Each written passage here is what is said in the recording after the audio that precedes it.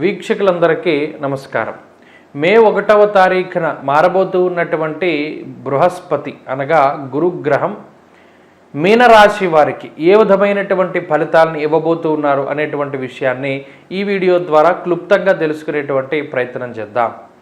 2024వ సంవత్సరం మే నెల 1వ తారీఖు నుండి 2025వ సంవత్సరం మే నెల 1వ తారీఖు వరకు దేవగురువు అయినటువంటి బృహస్పతి వృషభ రాశి యందు సంచారం చేస్తారు.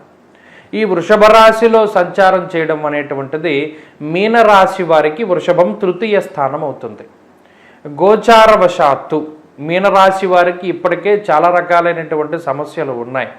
ఒకటి జన్మరాహు యొక్క దోషము, ఏలిన నాటి శని యొక్క దోషము, అలాగే ఇప్పుడు ప్రస్తుతం ఉన్నటువంటి పరిస్థితుల్లో కుజరాహువుల యొక్క యుతి కానివ్వండి, ఇవన్నీ కూడా చాలా సమస్యాత్మకమైనటువంటి విషయాలు. క్లుప్తంగా మనం ఒక దీర్ఘాలోచనలో మనం చూసినట్టయితే 3 ఏళ్ల పాటు రాహు యొక్క పీడ ఉంటుంది, 2 ఏళ్ల పాటు గురుబలం ఉండదు. మొన్ననే ప్రారంభమైనటువంటి ఏలినాటి శని ఇంకా 6.5 సంవత్సరాల పాటు ఉంటుందంటే ఒక్క విషయాన్ని మాత్రం మీనరాశి వారు గుర్తుపెట్టుకోవాలి. 2024 మే దగ్గర నుండి 2026వ సంవత్సరం ఏప్రిల్ వరకు ఈ 2 ఏళ్ల పాటు మీనరాశి వారికి ఏ విధంగానూ గోచార బలం అనేటువంటిది లేదు. అంటే 2 ఏళ్ల పాటు కొంత కష్టకాలం అనేటువంటిది ఉన్నది. ఎప్పుడైతే టైం బాగాలేదని మనకు తెలుస్తుందో చాలా జాగ్రత్తగా ఉంటాం. ఇది జ్యోతిష్శాస్త్రం అన్నది మనకి ఎందుకు అంటే రాబోయేటువంటి కాలం మంచా చెడా. మంచి అనుకోండి, ఎస్, మన ఆలోచన విధానం బాగుంటుంది, మన ఆలోచనలకు తగ్గట్టుగానే పనులు అవుతాయి, పనులకు తగ్గట్టుగానే మన రాబడి ఉంటుంది. ఇక్కడ 2 ఏళ్ళు బాగాలేదు అంటే మీనరాశి వారు ఏం ఆలోచిస్తున్నా అది వారి పతనానికి దారితీస్తుంది. బ్యాడ్ టైం నడుస్తోంది. ఆలోచించేటువంటి స్థితిలో మీరు చాలా క్షుణ్ణంగా ఆలోచన చేయాలి. ప్రత్యేకించి 1-2 సార్లు ఆలోచన చేసుకోవాలి. ఎందుకంటే మీ ఆలోచనలన్నీ కూడా మిమ్మల్ని ఇబ్బందుల్లోకి నెట్టడానికి అవకాశం ఉంటుంది. ఈ ఉదాహరణ ఒక విషయం చెప్తాను. నాకు తెలిసినటువంటి ఒక వ్యక్తికి ఏలినాటి శని ప్రారంభమవుతూ ఉంది. అయితే ఆ సందర్భంలో ఆయన ఒక ఆఫరు ఆయనకు వచ్చింది. ఏంటంటే ఓ చిన్న వ్యాపారంలో కొంత పెట్టుబడి పెడితే అది 100ంతలై మళ్ళా మనకి వెనక్కి వస్తుంది అనేటువంటి దాంట్లో ఆయన నా సలహా అడిగారు. నేను అప్పుడు అన్నాను ఒకటే విషయం, ఏలినాటి శని ప్రారంభమవుతూ ఉండేటువంటి సమయంలో ఈ విధమైనటువంటి ఆఫర్లు అనేటువంటిది మంచిది కాదు. ఇలా ఏ విధమైన కొత్త పనులు ప్రారంభం చేయకూడదు. ఒకసారి ఏదైనా కొత్తగా పెడుతూ ఉంటే మాత్రం జాతకం చూసుకోవాలండి, ఇది బాగాలేదు, మంచి సమయం కాదు అన్న. కానీ కాలవశాత్తు ఆయన అందులోకి వెళ్ళడం జరిగింది. స్టిల్ వాళ్ళకి ఆయన బయటపడలేదు. అది జరిగి 14 ఏళ్ళు అవుతుంది. కొన్ని కోట్ల రూపాయల యొక్క నష్టం అందులో ఆయనకి జరిగింది. దాంతోపాటు ఒక జీవితం, ఇప్పుడు ఇన్ని కోట్లు పోతే సంపాదించుకోవడానికి ఎంతకాలం పడుతుంది? అది డబ్బు రీత్యా మానసిక ప్రశాంతత లేదు, ఆరోగ్యం లేదు, ఇలా ఇబ్బంది పడుతూనే ఉన్నారు. అలాగే మీనరాశి వారు ప్రస్తుతం అదే ఫేజ్లో ఉన్నారు. ఈ సందర్భంలో ఏదైనా ఒక ఆలోచన కానీ లేదా ఏదైనా ఒక పని చేద్దాం కానీ ఇది మీకు అనిపించింది అనుకోండి, దీనిలో ప్రత్యేకించి గురువుల యొక్క ఆలోచన తీసుకోండి. అనగా మీ తల్లిదండ్రులు కానీ, పెద్దలు కానీ, లేదా మీకు చదువు చెప్పిన వాళ్ళు కానీ, ఇలా ఎవరైతే మీరు గురువులుగా భావిస్తూ ఉన్నారో వారి ఆలోచనలను ఒకసారి మీరు తెలుసుకోండి. ఫలానా అది చేద్దాం అనుకుంటున్నాను, నాకు ఆలోచన వచ్చింది, ఇప్పుడు నా టైం బాగాలేదు కాబట్టి నేను మిమ్మల్ని సలహా అడుగుతున్నాను. అంతేగాని స్నేహితులను ఎప్పుడు సలహా అడగండి. మీకన్నా వయసులో పెద్దవారు, అనుభవం ఉన్నవారు, లేదా మీరు గురువుగా భావించేటువంటి వారు, లేదా వాళ్ళు తల్లిదండ్రులైనా సరే వాళ్ళని మీరు సలహా తీసుకోవాలి. ఎందుకంటే ఏలినాటి శని అనేటువంటిది, అందులోనూ ఇప్పుడు రాహు బలం లేదు.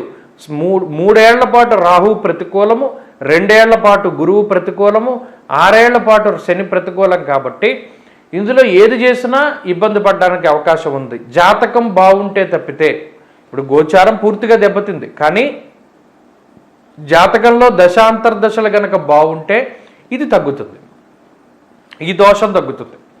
అందువల్ల ఒక్క విషయాన్ని దృష్టిలో పెట్టుకోండి, మీనరాశి వారు ఏం చేసినా చాలా జాగ్రత్తగా ఉండాలి. ఈ సమయంలోనే చాలా రకాలైనటువంటి ఆలోచనలు వస్తాయి. ఉద్యోగం మానేద్దాం, వ్యాపారం పెట్టుకుందాం, లేదా వ్యాపారాన్ని మార్పు చేద్దాం, విస్తరిద్దాం, లేదా ఇంకో దాంట్లో మనం పెట్టుబడులు పెడదాం, లేదా ఇంకో రకంగా మనం ముందుకెళ్దాం, ఇలా అనేక రకాలైనటువంటి ఆలోచనలు మనం పాడైపోవడానికి వస్తాయి. ఎప్పుడు ఒకటే దృష్టిలో పెట్టుకోవాలి, టైం బాగాలేదు, టైం బాగాలేదు. ఈ టైం బాగాలేకపోతే ఏంటి? తృతీయంలో గురుడు ఉన్నప్పుడు, జన్మరాహు ఉన్నప్పుడు, ఏలినాటి శని ఉన్నప్పుడు ఏమవుతుంది అంటే మానహ నిర్మణ క్లేశం కృష్యర్ భోజన పల్పస ధారాపుత్ర విరోధస్య ప్రవాసం రోగపీడనం అంతఃక్లేశం ధనచ్ఛేదం వ్యయద సర్వదోషద. ప్రతిదీ చెప్పుకుంటూ వచ్చారు ఎలా పాడైపోతాడు ఒక మనిషి. కాలం సరిగా లేనప్పుడు ఈ గ్రహస్థితి ఈ విధంగా ఉన్నప్పుడు ఒక మనిషి ఎలా పాడైపోతాడు అనేటువంటిది చాలా చక్కగా వివరించుకుంటూ వెళ్ళారు. మొదట మానసికంగా దెబ్బతింటాడని చెప్పారు. ఎలాగా? మానహ నిర్మణ క్లేశం కృష్యర్ భోజన పల్పస, నీలాపనిందలు పడవలసి వస్తుంది. ఎప్పుడైనా ఒక వ్యక్తి తనకి సంబంధం లేనటువంటి విషయాల్లో ఇతరుల యొక్క నీలాపనిందల్ని అనుభవించవలసి వస్తే ఏం చేసుకుంటాడు? చాలా ఇబ్బందులు పాలవుతాడు. తట్టుకుని నిలబడగలగాలి. టైం అంత కాదు, ఈ ఆరోపణలన్నీ నిజం కాదు, ఎప్పటికైనా నిజం నిలకడ మీద తెలుస్తుంది అనేటువంటి విషయంతో చాలా ధైర్యంగా ఉండాలి. అలాగే ఖర్చులు పెంచేస్తాడు. ఈ గ్రహస్థితి ఏం చేస్తుందంటే ప్రధానంగా ఆర్థిక ఇబ్బందులు, మానసిక సమస్యలు, ఆరోగ్య ఇబ్బందులు వీటినే కలగజేస్తుంది. అలాగే ఉద్యోగపరమైనటువంటి సమస్యలు, ఇలా ఒక మనిషిని చాలా రకాలుగా ఉక్కిరి బిక్కిరి చేయడానికి అవకాశం ఉంటుంది. ఇందులోనూ కర్మ ఆధారితంగా ఉంటుంది. ఇది అందరికీ ఇలా ఉంటుందని కాదు, కొంతమందికి బాగుంటుంది కూడా ఏలినాటి శనిలో. అటువంటి వారు మంచి కర్మ చేసినటువంటి వారు. ఈ గురువు కానీ రాహువు కానీ కొంత ప్రతికూలతలను ఇచ్చిన శని కాపాడుతుంటాడు వాళ్ళకి. అది విచిత్రం. చాలామందికి వివాహాది శుభకార్యక్రమాలు జరుగుతాయి ఇందులో కూడా. అలాగే సంతానం కలుగుతుంది ఈ గ్రహస్థితిలో కూడా. ఇది వారు చేసినటువంటి కర్మలు, మెయిన్ జాతకం లగ్నాత్తు చూసుకునేటువంటి జాతకం మీద ఆధారపడి ఉంటుంది.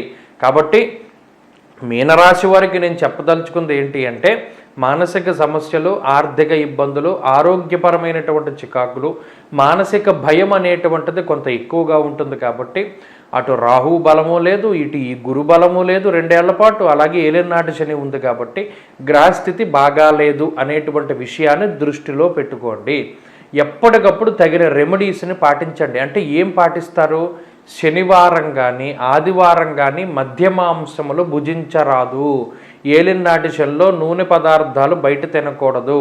చెప్పులు వేసుకుని నడవకండి శనివారం నాడు. ఆదివారం నాడు ఆదిత్య హృదయం చదవండి. శని ఆదివారాల్లో మద్యం కానీ మాంసం కానీ ముట్టుకోకండి. మిగతా రోజుల్లో తీసుకోండి. అది కూడా మీకు ఇంకా ఉండలేమనుకుంటే సాధ్యమైనంత వరకు గురువారం నాడు శనగలు దానం చెయ్యండి. నెలలో మొదటి గురువారము, మొదటి ఆదివారము, మొదటి శనివారం ఎప్పుడైతే ఉన్నాయో గురువారం నాడు కేజింపావు శనగలు, శనివారం నాడు నల్లటి పళ్ళు లేదా నల్లటి స్వీట్లు, సాల్ట్ బిస్కెట్లు. ఎందుకంటే మీరిచ్చే నువ్వులు బ్రాహ్మడు తీసుకోడు, తిలదానం చేస్తారు, డస్ట్బిన్లో పడేస్తాడు. తిలదానంలో నువ్వులు పట్టుకెళ్ళి ఉపయోగించుకునేటువంటివి ఇవ్వాలి. సాల్ట్ బిస్కెట్లు కానీ, లేదా నల్లటి హల్వా కానీ, లేదా నల్లటి స్వీట్లు కానీ, లేదా మరి ఏ ఇతరత్ర శనికి సంబంధించినటువంటి పదార్థాలు, చెప్పులు, గొడుగు ఇటువంటివి దానం చేయాలి. అలాగే ఆదివారం నాడు రాహుకాలం వస్తుంది సాయంత్రం. ఆ సమయంలో మినప్పప్పుతో చేసినటువంటి పదార్థాన్ని దానం చేయాలి. ఇలా నెలలో మొదటి వారాలు దృష్టిలో పెట్టుకుని సంవత్సరం పొడవునా శని ఆదివారాలు మధ్యమాంసం భుజించకుండా, అలాగే గురు చరిత్ర దత్తాత్రేయ స్వామి వారిది పారాయణ చేస్తూ, సిద్ధమంగళ స్తోత్రం, దక్షిణామూర్తి స్తోత్రాలను పారాయణ చేసుకుంటూ ప్రతినిత్యం ఆంజనేయ స్వామి వారి యొక్క సింధూరాన్ని గనక ధారణ చేయగలిగినట్టయితే ఈ సంవత్సరంలో ఈ గ్రహస్థితి గడ్డు కాలం నుండి బయటపడడానికి అవకాశం ఉంటుంది.